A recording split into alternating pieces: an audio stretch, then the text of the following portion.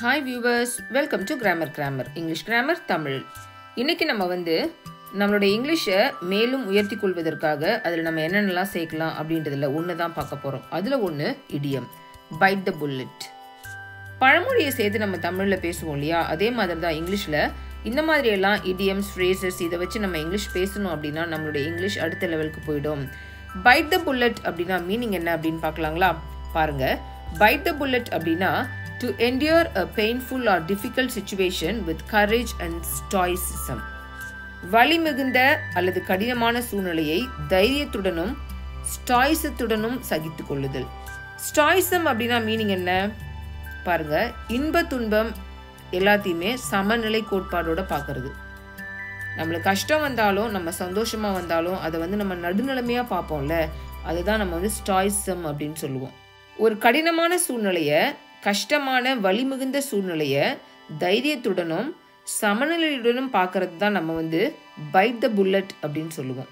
அதாவது கடினமான அல்லது விரும்பத்தகாத பணியை எதிர்கொண்டு அதை தைரியமாக செய்தல். ஏதாவது ஒரு ரொம்ப கஷ்டமான வேலையை அதை நம்ம செய்யறது. இதை நம்ம பைட் த புல்லட் அப்படின்ற இந்த இடியமை வச்சு மீன் பண்ணலாம்.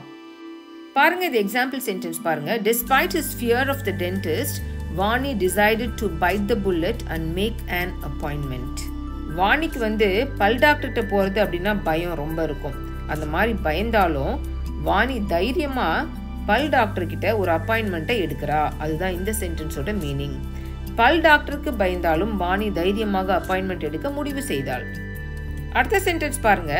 Realizing the surgery was necessary, Tom bit the bullet and scheduled the procedure. Bit அப்படின்னு சொல்றோம் இல்லையா, பைட் உடைய பாஸ்ட் டென்ஸ் தான் பிட். பைட் த புல்லட் அப்படின்னா நிகழ்காலத்துல பேசுறது, பிட் த புல்லட் அப்படின்னா கடந்த காலத்துல நடந்து முடிஞ்ச நிகழ்ச்சியை பத்தி பேசுறது. அந்த சர்ஜரி, அறுவை சிகிச்சை எவ்வளவு அவசியம் என்பதை உணர்ந்த டாம் அதை தைரியமாக அந்த செயல்முறையை திட்டமிட்டார்.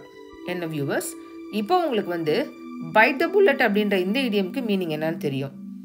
ஏதாவது ஒரு கடினமான சூழ்நிலையை, விரும்பத்தகாத சூழ்நிலையை, வலி மிகுந்த சூழ்நிலையை தைரியமாகவும் சமநிலையோடையும் பார்த்து அதை எதிர்கொள்வதை நம்ம பைட் த புல்லட் அப்படின்ற இந்த இடியம்ல மீன் பண்ணலாம்.